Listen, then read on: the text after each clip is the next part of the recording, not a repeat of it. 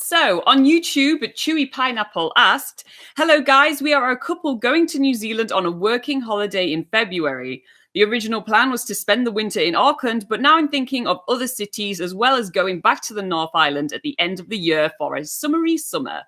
Which city all over the country would you recommend as a base for winter to save up for travelling after winter, considering job opportunities and the cost of living? Thanks, Sabina and Liam."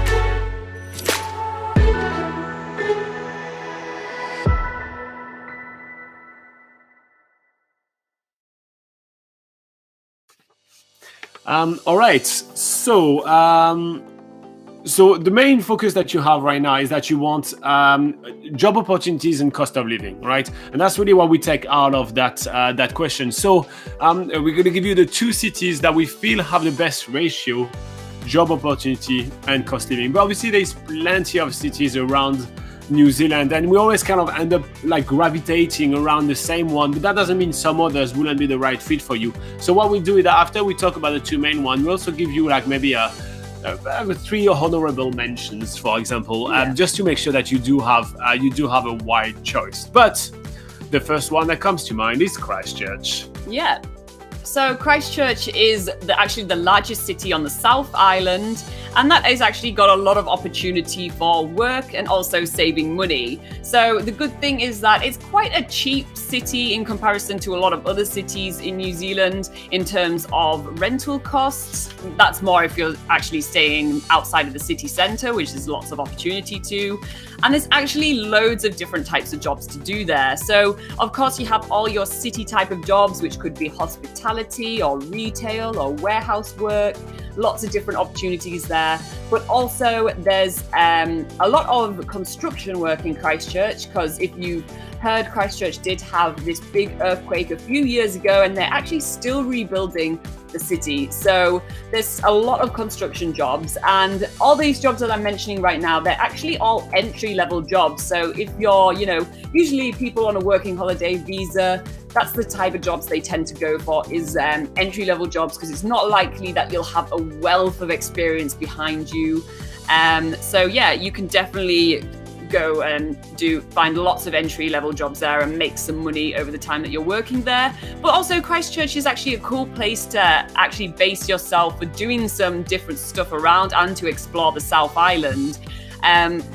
It's much better if you do have your own transport, because quite a few things are, quite a drive away from Christchurch. Maybe within a couple of hours, there's a lot to do. So you can go to Kaikoura, where there's lots of wildlife activities and stuff you can do there, like swimming with dolphins and whale watching, and there's also hiking. There's seal colonies to go check out.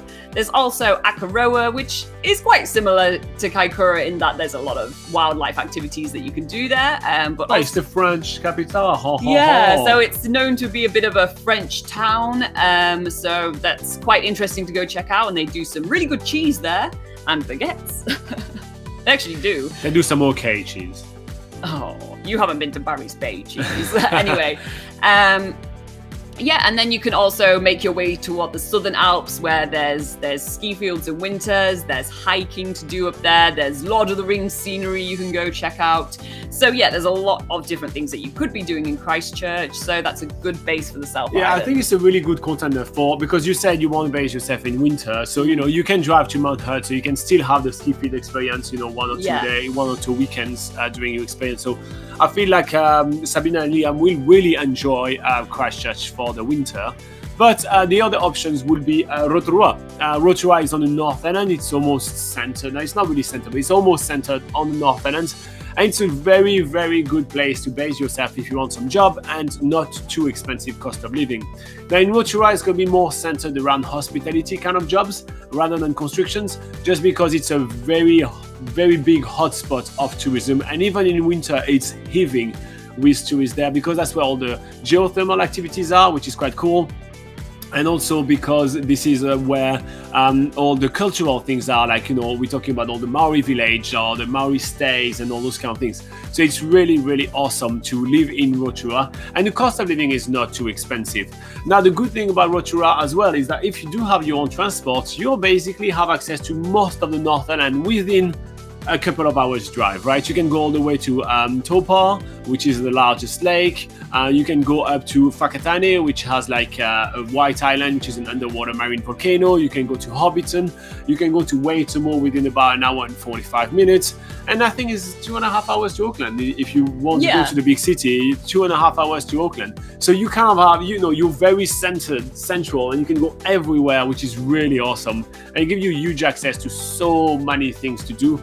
It's an amazing base, and yeah, you'll be able to save money, but you'll also be able to spend your money by doing so many awesome activities like that. So, you know, it won't feel too grindy, because that's one of the things a lot of time people contact us, exactly like you guys, say, oh, which place do I need to stay, and just kind of work. But then it feels like your trip starts being really, really grindy, and that's not necessarily why you're here in New Zealand. Yeah, exactly. If you were just doing work, then you might as well just, you know, stay at home and do, you know, go and get a job back at home. But you're in New Zealand to actually experience a different sort of way of life and actually see some really amazing stuff that is in this country. So don't make it all about work. That it would be a real shame, like, just to make it about work.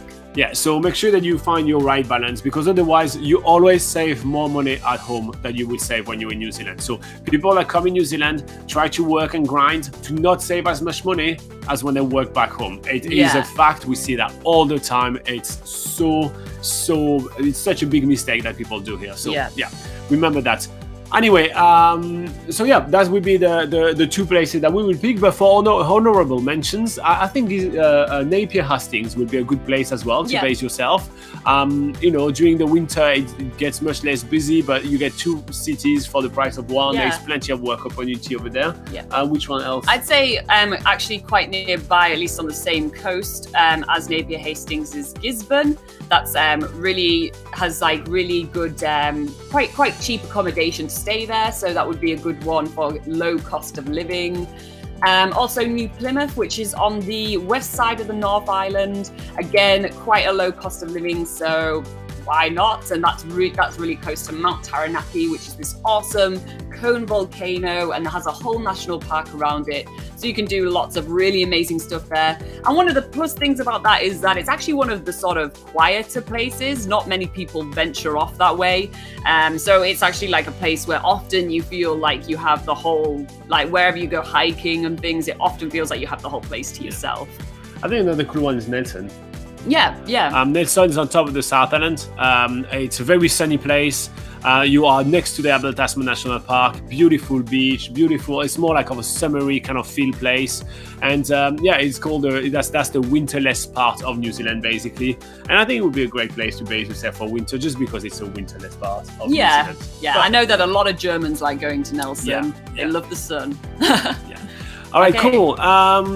Okay, any extra questions in the comment below? Like and subscribe if you find it useful, and I'm gonna go back to the live chat.